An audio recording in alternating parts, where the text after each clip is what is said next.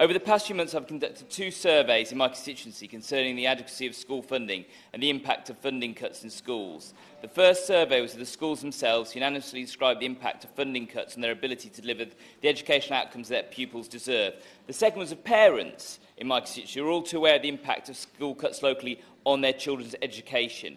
I want to use speech to channel their voices and to tell you more about the schools and parents in Leeds North West, and by extension the whole country. For schools, the problem is clear. Every school surveyed experienced the need to make some form of cuts since 2015, with over 57% being forced to make staffing cuts due to funding pressures. 86% have had to reduce the number of books and amount of educational equipment made available to students. More than half of schools surveyed have to let teaching assistants go, and the same amount have had to make cutbacks to cleaning and maintenance services, potentially putting our children at risk. All the respondents, absolutely.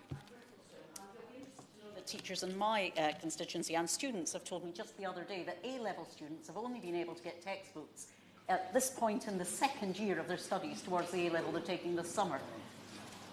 I'd like to thank my honourable friend, a point that I will reinforce later in my speech.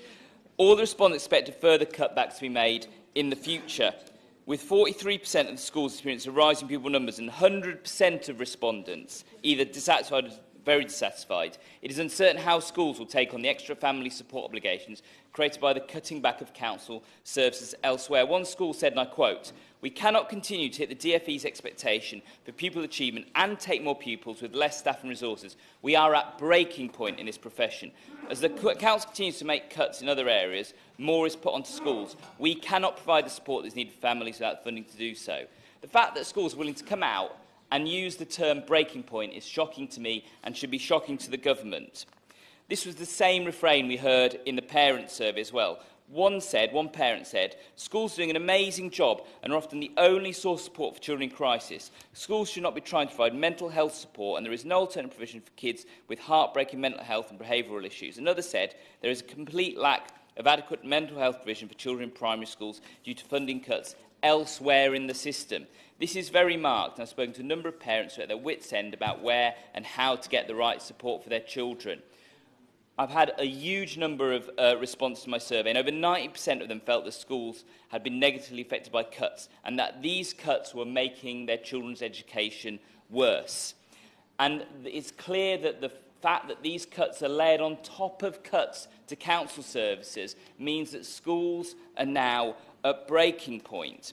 And this is having an effect right across school activity. So school trips, I think, are the canary in the coal mine, the first sign that something's going wrong with the school budget. One parent of Year 6 pupil said, "The head sent out a letter last week explaining they can no longer subsidise school trips and events in school due to cuts in the school budget.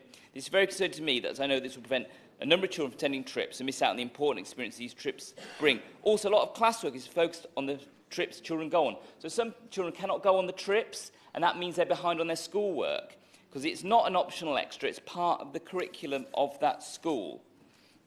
So in conclusion, I just want to say that children are not just left with a bare minimum of education, they are left with an inadequate one, which promises to have a knock-on effect for both their futures and wider society. Even the most ardent Conservative must be aware that the cost to the public purse of the loss of revenue generated by reducing education attainment in this country will be far from inconsequential, as will the social cost of falling in the historic promise that has long linked the old to the young, that things will continue to get better, that the future will be brighter, and that we pass on the promise of more than we had ourselves. As one constituent put it, "As a parent and teacher, I firmly believe the quality of education we're providing this generation is dire.